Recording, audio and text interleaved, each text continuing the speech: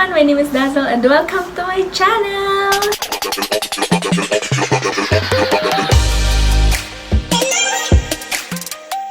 So today we're going to make a review sa isang product ng Kimstar. Ito yung Healthy Oh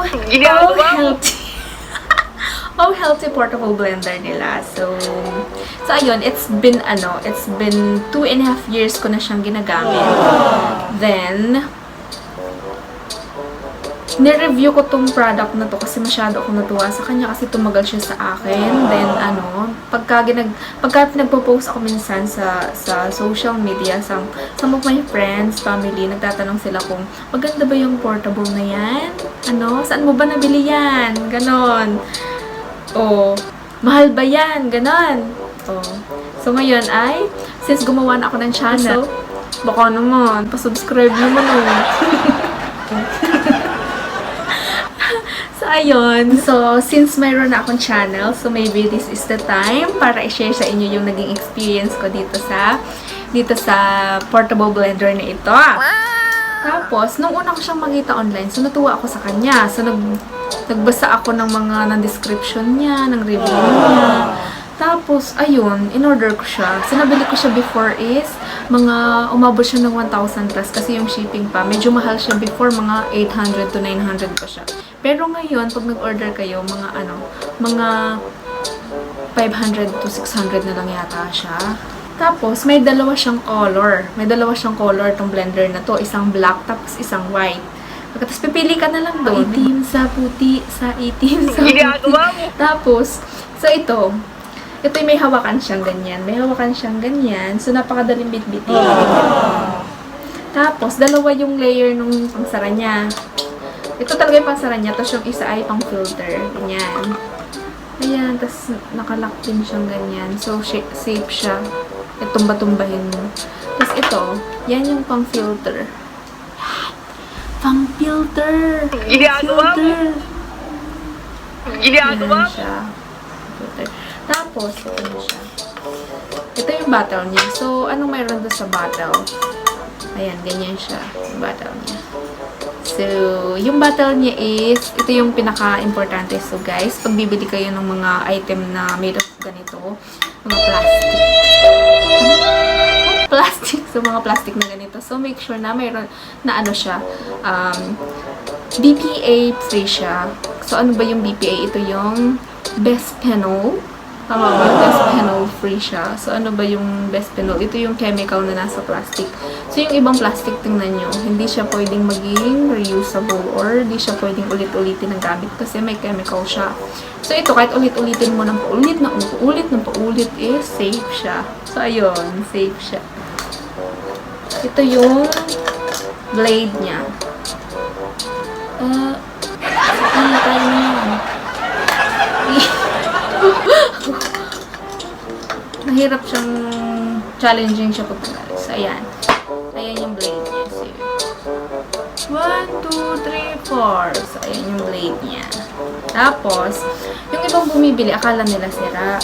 Kasi, minsan, pagka binalik nilang ganyan, tapos, pag ganyan nila, hindi nag-work. Hindi siya nag-work. Lagi nating tandaan na yung bilog na yung nadun sa dulo is kailangang sumakto dito, naka-align dito. So, hindi siya naka-align ngayon. Wala. Pero pagka in-align natin siya, align natin. Sige, align. Align! So, naka-align na. Galing na. Hanga kaya? Tapos, siya, once na chinarge nyo, hindi siya gagana. So, tatandaan yung pag nakasaksak siya is hindi siya gumagana. So, try natin. Gumagana yan, ha?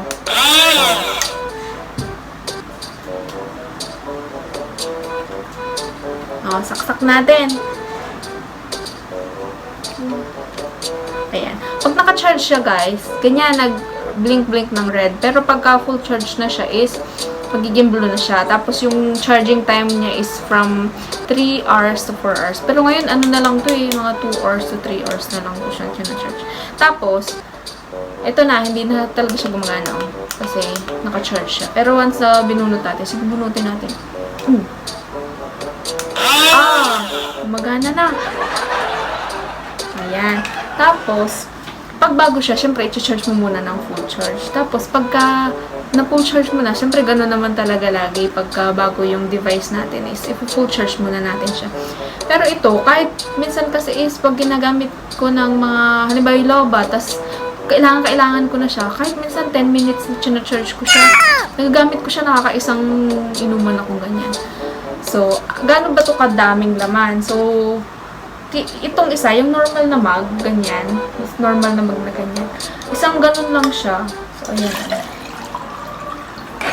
Ano ito? Yan. So, yung isang mug, ganyan kadami. So, minsan, para isahang gawa ako, nakakaapat na salin ako ng gawa. Yan, nag-ano yung tubig. Umalat yung tubig. So, ayan. Sige, try natin. Mag-blend tayong water. Ready na kayo? Kasi ako ready na. Oh my God! Kita nyo yun. Saka. Kita nyo yan. Oh my God! So, ganyan siya, guys. Maganda siya. Ano siya, worth it sa mga nagtatanong dyan. Worth it siya sa akin, ha? Kasi ang tagal na nito sa akin. Worth it siya sa price sa akin. Ang ano nga pala, yung kung gusto nyo palang may yelo.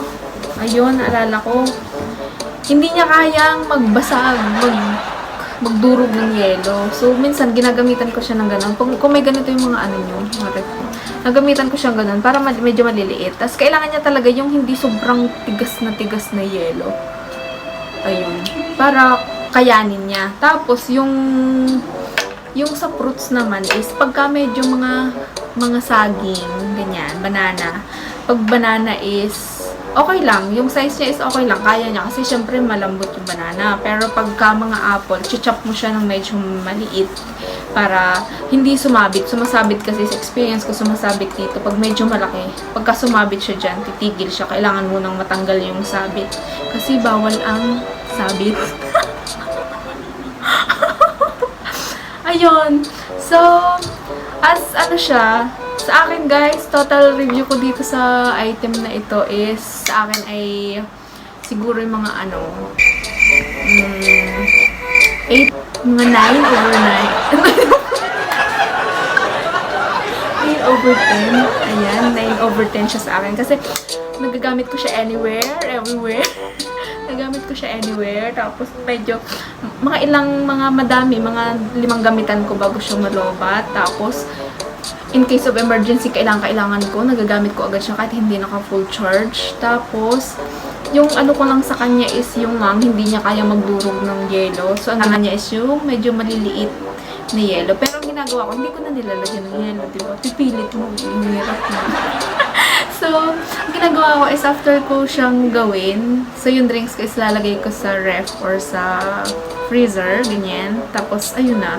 Tapos, gumagamit ako ng straw, ganyan.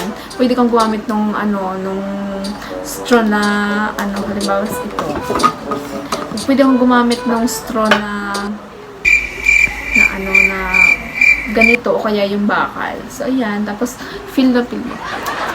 Ganyan, feel na yung So, ayun guys. So, sana may natutunan kayo sa na-review kong product today. So, sana next time is manood pa kayo. Then, next video ko I think is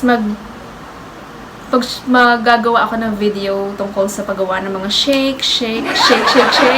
Yung mga ginagawa ko mga drinks out of this device. Oo, yung mga ginagawa ko. Tapos, sana sa mga hindi pa nagsusubscribe, please subscribe and support me, guys. Thank you so much! 1, 2,